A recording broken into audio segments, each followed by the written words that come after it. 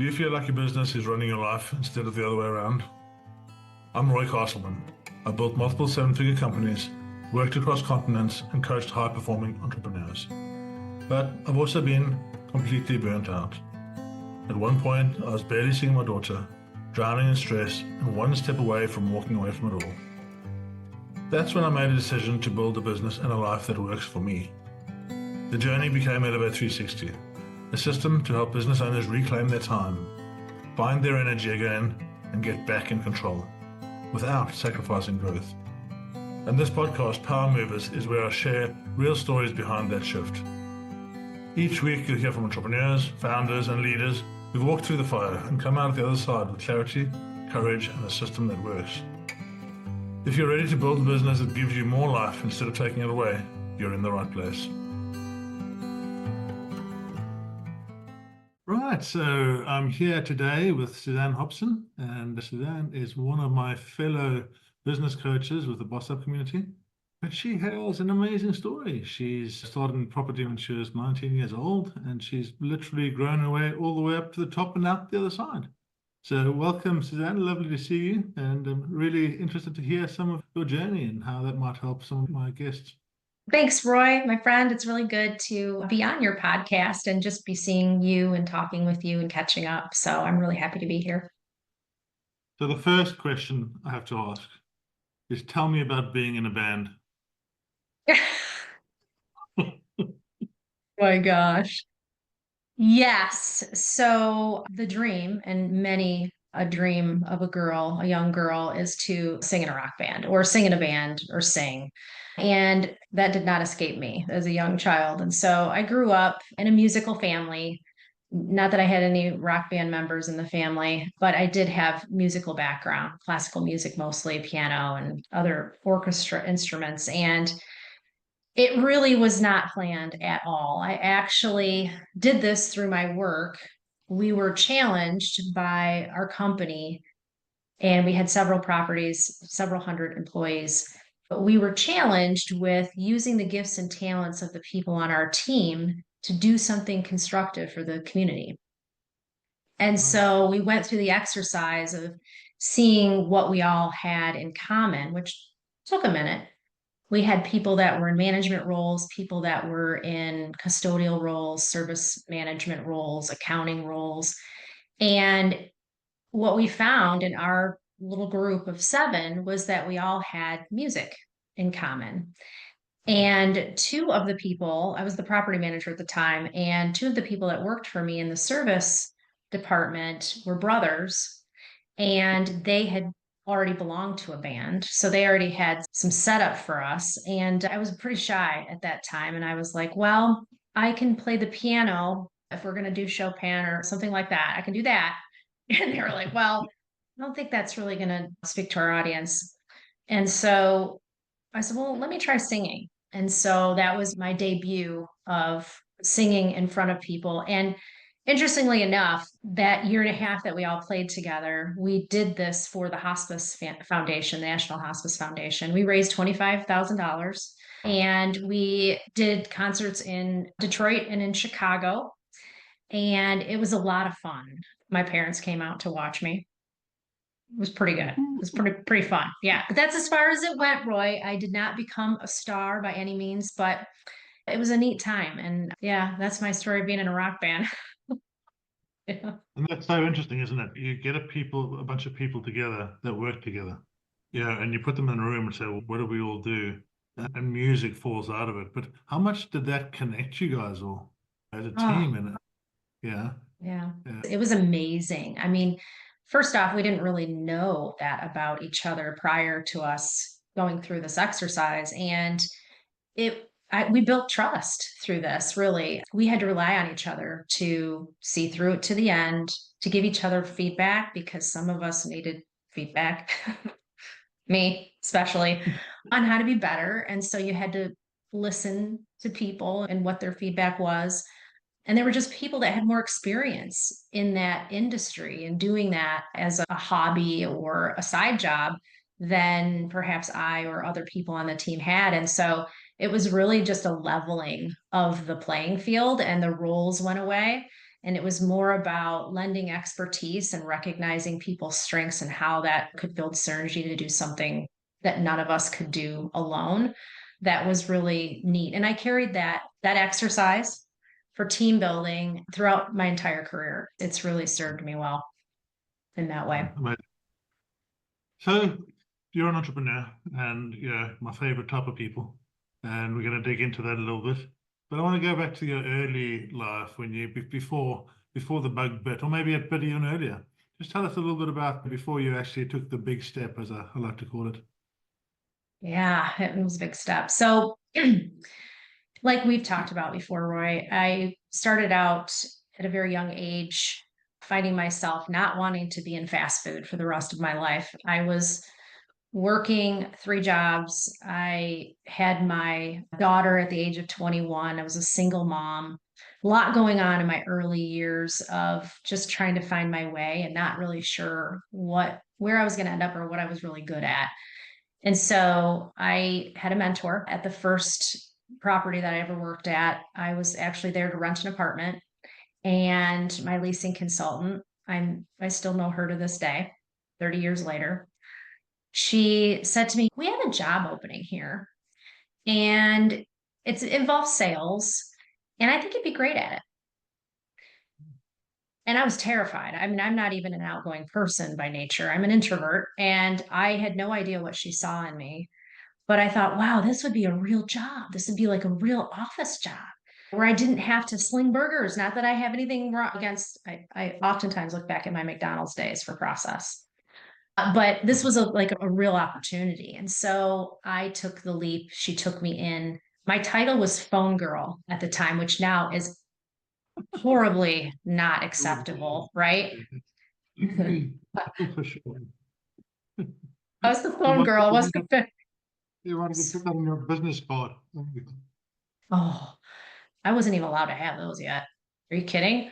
So I had to prove myself to get into the next level. But I remember learning the just answering the phone and answering it correctly. And I was horrible at it. I really was. I was not good at it at all. And she stuck with me. And she was one of the few people, even now in my work life, that has given me straight feedback where, it was unfiltered.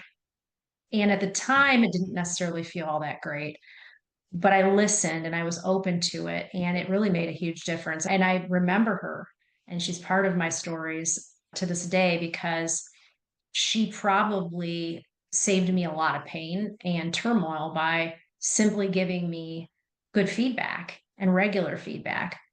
So I worked my way up from there in property management. I took a few jobs and did some different things in radio. I was doing that for a minute. And then I also worked on our partner side in multifamily for a learning management system company called Grace Hill.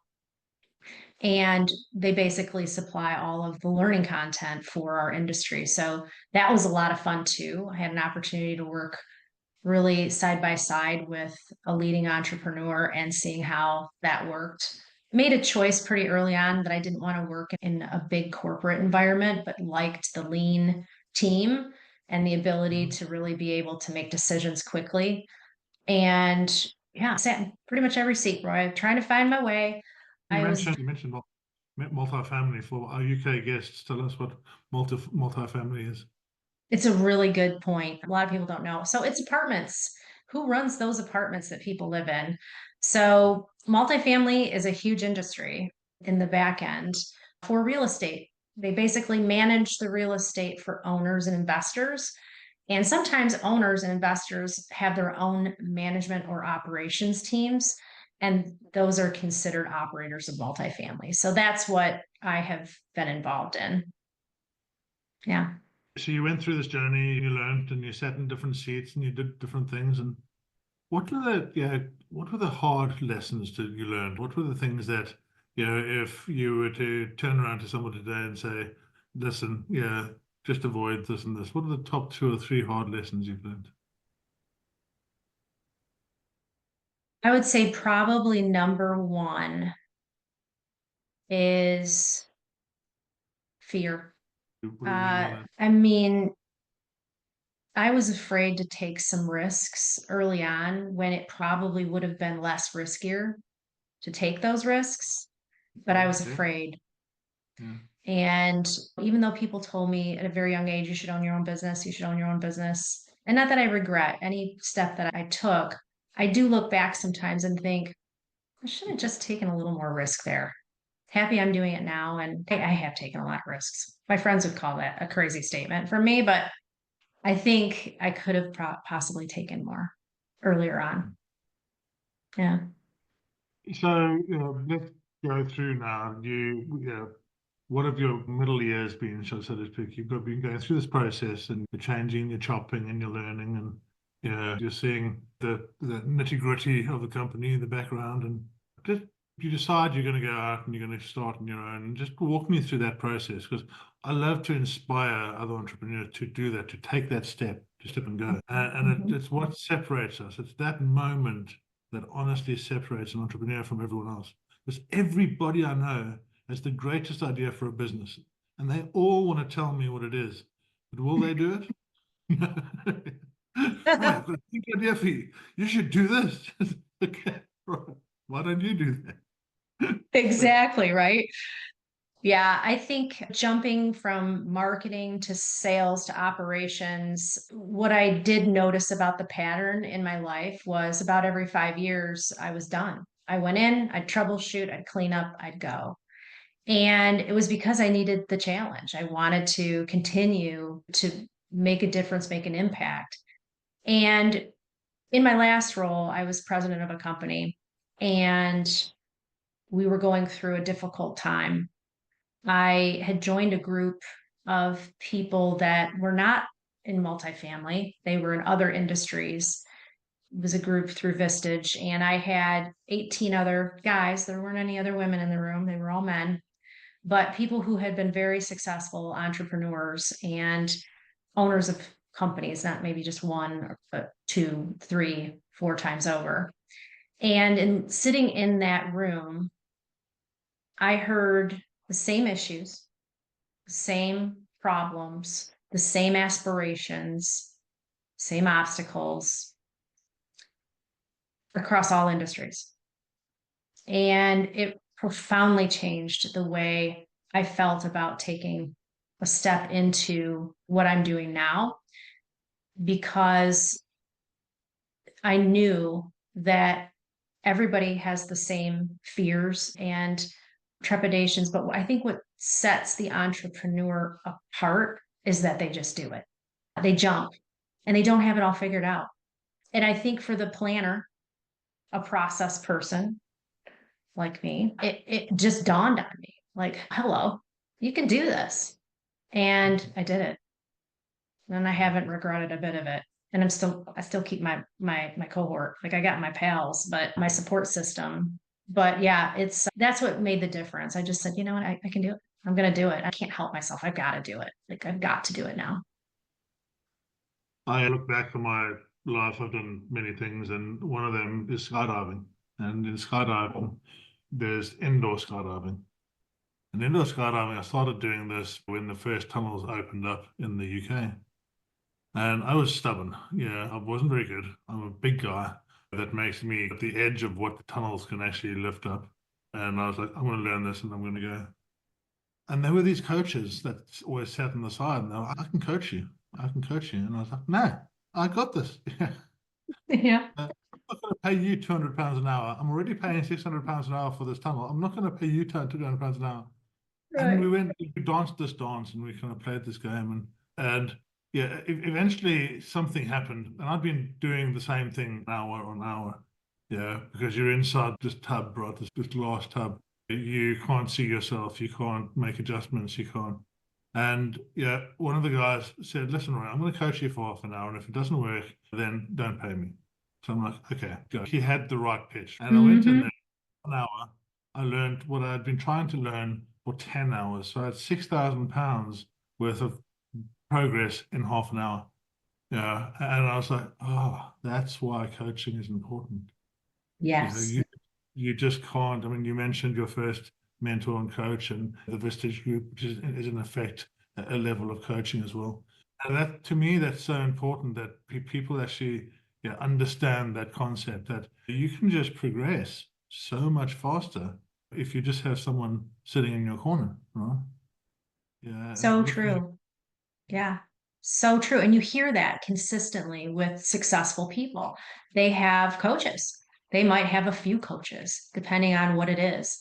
And they do that for a reason. And again, to your point, look at how much money is saved. I'm just thinking about that. It's like, whoa. Yeah. yeah, If you're a young entrepreneur new to building businesses, it would be very smart yeah, to save those dollars up front and avoid the what I call road rash or potholes because yeah, someone else has already been through it. exactly, Yeah. exactly. Yeah, model on those things. Yeah, understand. So let's talk about this amazing thing we're part of together. Yeah, Yes. yeah. But I don't want to talk about the necessarily the nitty-gritty of it in terms of what the 9 core competencies and all these things are. Those are great.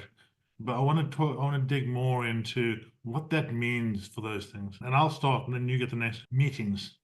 I used to hate meetings. As a business owner, as a director, as a whatever, I just hated meetings, right? Because meetings, I'd go into a meeting and I'd sit there in a meeting and we'd have a conversation. And I knew I was paying all these people an hourly rate or a salary rate to go spend an hour or two to go and discuss this problem. And then we'd leave and everybody would fire things at me and I'd give them this to do and we'd leave and we'd come back in 2 weeks and we'd do the same meeting, exactly the same meeting again. Nobody would moved on. No one would remember. No one, yeah. And one of the things I love about the 90 operating system and the way BossUp brings it into the communities, the meetings are a key way that companies communicate with each other. But also we go in, we sit down and there's a structure and we come in and there's a segue. We get out of our previous days or the rest of the days rubble that we're in. We get into the moment we're in, and then we just have a structured way of going through and saying, right, okay, what are the headlines? What's going on? And then it's everybody on track with their projects and right, yeah, last week's to do. Let's go through those. Yeah, and there's a whole structure we go through. But I get up and I leave and I get back to my desk and there's an email there with all the things that everyone's going to do and how they're going to do them. And it just means that every meeting now I actually look forward to. So for me, that's the first play there. You're up. What's next? Yeah, no, Roy, I just have to second you on that. And I just had a couple of L10s this morning and I love them. I love meetings now. And I think one of the other key factors about meetings that in this system work so well is the accountability factor. I mean, people are always saying, we've got everything in place, we just don't have any accountability. Well, one, that opens the door to you probably don't have everything in place. But also, how can you really use these systems to help with that accountability and meetings, especially where people have to come and show up and say, yes, I completed my to do, or no, I didn't complete my to do. I just think, I think you hit on one of my favorites as well. And one aspect in those, which is the issue processing, because I love that too. I love issues. Yeah. So I think my favorite is probably the accountability chart. I spend a lot of time there and I think it's the one of the foundational pieces of especially if a company has been running semi-successfully on an operating system and they're still struggling. We know this, it really can come down to people, right? And making sure that you have the right people in the right seats. And when you go through that exercise of identifying accountabilities, making sure that there's no overlap, that it's clear that people understand what is expected of them and what they own, right? I think that whole process eliminates an enormous amount of risk as you go into your year, into your quarterlies and into your year and in reaching your goals. It to me, that's the Yeah. pivotal tool. I love it. Yeah. Yeah. To that point, yeah, when you look at the organizational chart, we often look at it from the point of view of a business owner, yeah, or from an entrepreneur's point of view, right? And the problem with us is we're not like everybody else, right? We have a different set of values, we have a different set of ideals, we have a different set of motivations, because it's our company and we really invested in it, and it's all. Yeah, and then we go and give poor Joe this list of things that need to happen. We say, okay, just go do this stuff. And we presume they know what we're talking about. We presume they have our motivation. We presume that they have everything that they need to just go and do it. And then they come back 2 weeks later and they haven't done anything. There's just nothing there. And then we get angry with them. Yeah. You're right. Yes. Yeah, Yeah. totally. What's And wrong with then, you? yeah, it's easy. I've been doing it by myself for 10 years. I've actually heard that. I've actually heard that very statement from an owner's Yeah. mouth. Yes. And the thing, yeah, is that when you flip it on its head, right, and you look at it sitting in the shoes or the seat of the person that's on the other side, they just really want clarity on what they're doing. That's all they really want. They want to be able to do a good job. Yeah, they Mhm. want it to be, they want to know, right, what am I supposed to do? These are the things. We'll come to the numbers in a second, because those are my next favorite. I want to know what it is I'm supposed to do and how can I do a good job? How can I know that if I've got 15 things to do, I don't know what any of them are. No one's giving me the proper instruction on them. Yeah, I'll never know where I am. And then you get nervousness, you get fear, you get people going off sick because they're stressed, and you, as a business owner, you're causing that stress. And that's not nice. Once you actually turn around and you start thinking about it, that's not a nice place to be. Right? It isn't a nice place to be at all. Is not, especially when it's preventable. We're talking about things that, are preventable once they're brought to your consciousness. Like you have to be aware of them so that you can be intentional about how you utilize some of the things that we take for granted, which I think are accountabilities. I totally agree with you. And the thing that you said that I think is really important is how it affects team performance and team health, all of which are, I think, tied together, really. And you think about our workforce and you think about the stressors, and wouldn't it be great if the place that they could come to that is really full of clarity is their work, where they feel really impactful and that they can make a difference and that they're doing what's in their sweet spot?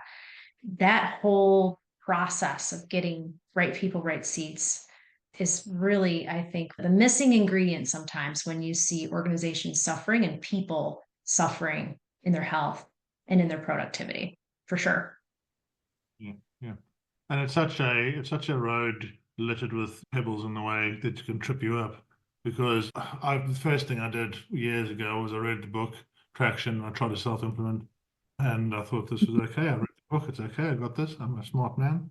And back to that coaching piece, right? And there's just so much there, right? There's so much information. Yeah, I actually listened to it recently again on Audible. It's 5 hours, but every 10 minutes is another. Oh, okay, that's a good point. And this is knowledge from so many other places coming into one central place and putting it together in a smart way, right? And we go through this journey as a businessman, and we almost have these blinkers on the goal, and we forget about the vision. Nobody else knows what our goal is because we don't want to tell them how much money we want to make, just in case we get into trouble because they're not making it. They're already presuming we're making 10 times more than we're actually making because we haven't paid ourselves a True. salary for 3 months.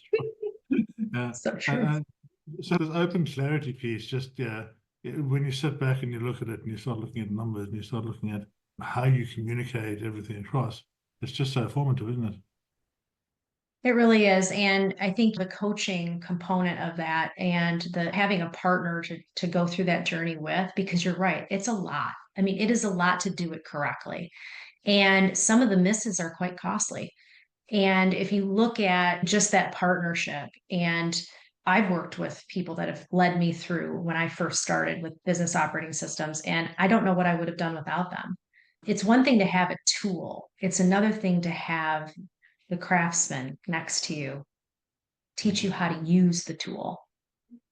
Yeah. So I'm with you on that one. Taking those step by steps and giving you a chance to look at yourself as well, because that's the hardest thing I think quite often is we have to admit to ourselves that we didn't quite get it as right as we might have thought we would. Yeah. So Yeah. tell me, your current journey. How did you get into that? What was that? When was that? When was that step? When was it? You said, okay, I'm gonna do it. Can you remember when you decided? I mean, I can still remember my very first job of working the mushroom farm. Very first one. I'll tell you that if you, if you like. But yeah, tell me yours. I do want to hear it for sure. I maybe you'll have to come on my podcast next because we can't stop this conversation. This is an ongoing. So, Yeah. yes, the pivotal moment was when, at the end of the day, I no longer had control over my destiny. So, I decided that the next time I went out, I was going to use all the skill sets that I had learned, especially around business operating systems. And I was going to share that with not one company, but as many companies as I possibly could, and as many small to medium sized business owners that I could find, because I saw over time what a huge difference it made in my work and in my organization. And it was a control issue too, for sure. I wanted to be able to expand on what I wanted to do. And what I've seen in working now with multiple companies is that dream come to fruition. And I'm not done yet. I mean, this is just the beginning, right? I'm not even quite 2 years in yet. But the motivating factor was being able to do this on my own and also building a team at the same time because I'm not really a solopreneur type. I love building teams, it's one of my gifts. And I've had a blast doing that too. So it was really about enjoying work to its fullest, but also about giving back and making an impact, opening doors like people opened for me all along my journey. If people wouldn't have opened doors for me, I wouldn't have been at the table in my roles. So someone had to open the door and say, you belong at this table. Come on in. And I Yes. want other people to feel that way too. And I mean, 2 years, 2 years in now. 2 years is what is it? Top 65 or top 70% of companies, because yeah, most of them, most people don't make it. 2 years, right? So two Well, years, three. I practice what I preach, Roy. I am on a business operating system and I set that thing up before I even launched because I had to go through and put together a business plan and it totally helped me to do that. And it gave me the almost outside perspective. I know it's a tool, but it was an outside perspective of how to take and build my company so that I too wasn't going to run into some of the potholes that people before me have definitely fallen into. And so I follow it with my team, and it has made a tremendous difference in how quickly I've been able to get up and start expanding. So I'm a good example of how it's working. Yeah. And that's really it. Yeah, you can take your own idea, you can take something that you believe in, and one of the other things, just to touch on it, the vision, and then you almost touched on it there. You didn't just give it to me, give me the vision. Come on, hit me with it. Because I Yes, think yes. Well, the vision is to really help small to medium sized businesses grow and scale and provide opportunities for owners of these businesses and their teams to have a really integrated life, to be able to make an impact on their health and their family time. That is really the vision of the company, is to help others and also to give opportunities to our team to help others. So the vision and the goal of Here to Elevate is really to multiply our bench so that we're able to coach even more people that are in that small to medium sized business range to be able to help and grow and scale their businesses successfully. and what, yeah, you mentioned, yeah, your market that you're looking into now is actually expanding into to more things rather than just the property sector. How has that been from, yeah, we know that the business operating systems are for everybody, but again, until you actually dig into it a little bit, you don't really see it in real life. How's that been in real life? I guess affirming would be a good word, where I've now been able to see the business operating system work in an industry unlike one I've actually worked in myself. And what's interesting, and I know we've talked about this before, is that all of those concepts can be utilized across all industries. It does not matter. And as a coach, if you understand the concepts and you know how to run and scale a business using these operating systems, you can do that across multiple industries as well. At the end of the day, we all have the same issues. Like I said at the beginning, we're confronted with the same economic situations a lot of the time, and people issues a lot of the time. Those are all very, I think, generic yet critical parts of a business that, again, operating systems answer to and solve for. So I don't know if that answered your question, but I have a client now that was my I don't want to say guinea pig, but it was the test really to see, can I transfer this system and this knowledge and assist this company in scaling? And it's been a beautiful journey so far. We're 7 months in, and and I'll say this too, and this is probably a whole nother topic, Roy. The people that I'm aligning with, the clients that I have begun partnerships with, they were ready and they were open to feedback, looking at things a different way. All of those things are absolutely necessary if you team up with a coach and you want them to help you. I think those are really important. Those agreements, those operating agreements that you have with them at the very beginning are really important, and they have to be ready. And this particular owner was definitely ready, and he has just been a joy. He and his team have just been a joy to work with. Amazing. Yeah. So before we wrap up, I just want to come back to something that you said earlier on. I said issues and you went, ooh. So yeah, I love issues as well, but give me an idea. Yeah. Why do you love issues so much? And what are issues for people that have no idea? Just give us the flavor. Yeah, sure. So, one of the great components of the weekly meeting is that there's this time, and it's actually the bulk of the time that's spent in dealing with people's what we call issues. And issues are things that you need help solving. You need the team to help you solve. And there's an art about how you do issue processing, and people have different methodologies about it. But one of the things that I found over time is that the more prepared you are to state what your issue is, and the more clarity you can give to your issue, what you've done in the past to solve your issue by yourself that maybe hasn't worked, really gives the team a lot of information. So that one, they're not telling you solutions or giving you solutions that you've already tried, right? Or are missing the mark in some way. And again, so clarity on giving the issue clearly to the group is important. But I also think being open to the feedback of the solution, getting to the solution is also important. The other thing I learned about issue processing that I didn't necessarily know before doing it multiple times was just listening and not giving the answer or the solution.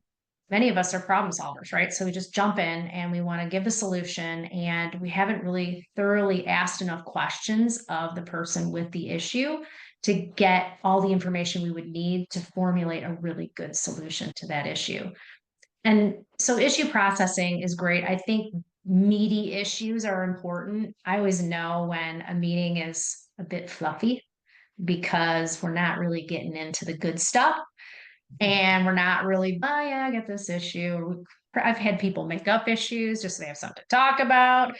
And so being able to identify the fluff and really dive into that and get to the meat of the real issue, I think is an art form. I do. I highly respect people who do that and have modeled that for me. But the best part is getting the to-dos out of it. So you get action items, action steps to solve your issue, whether it's in the next week or perhaps it becomes a larger goal that you need more time, 90 days to solve for.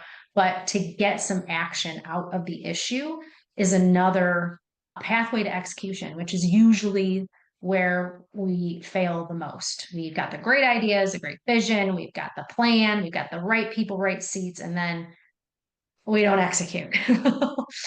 So this is a really great way of getting the accountability piece, the to-do into the mix and into the conversation and into the culture, which I think is really important.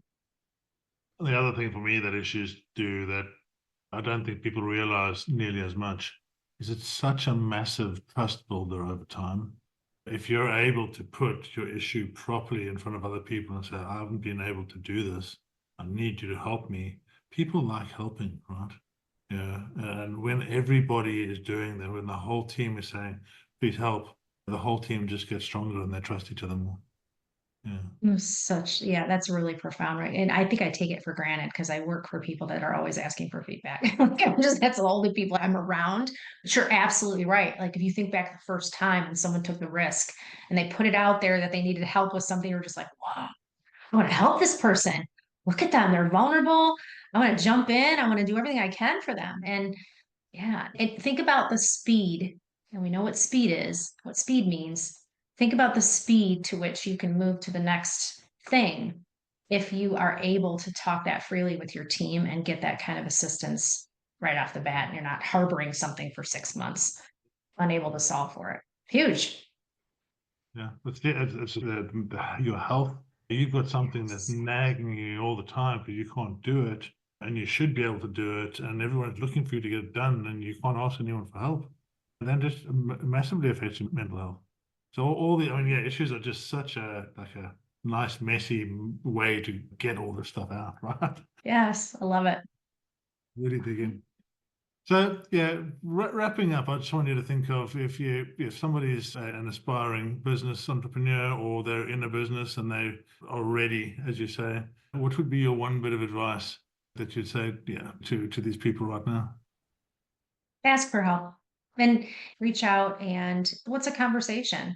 If you can get one thing out of a conversation with someone who's been there and done that, wouldn't you take it if there was no strings attached? I think that's important. I think people need to make a move and take some action. And I say move because movement is a big deal. When you get stuck and you're just in that rut, moving towards a solution is very cathartic and it's what's going to get you to the next spot, right? The next stage of whatever it is you're working on and doing. And so I would say reach out, be ready, be open, and there are people that will help you. All you got to do is ask. Yeah. So if people want to get hold, thank you so much for joining me. And if people want to get hold of you and kind of reach out on LinkedIn or anywhere else, how best can they get hold of you? LinkedIn is my big place. So you can find me there. And I also have my website, which is here2elevate.com. And it's elevate.com. And there's lots of ways to contact me there on all the good stuff, Facebook, Instagram, YouTube. But yeah, reach out. I'm here to help. Thanks again, Suzanne. Lovely chatting. Thank you, Roy. Yes, it was great. Thanks for listening to Power Movers, the podcast from All the Power, where our mission is to help business owners reclaim their time, reset their energy, and live the life they love.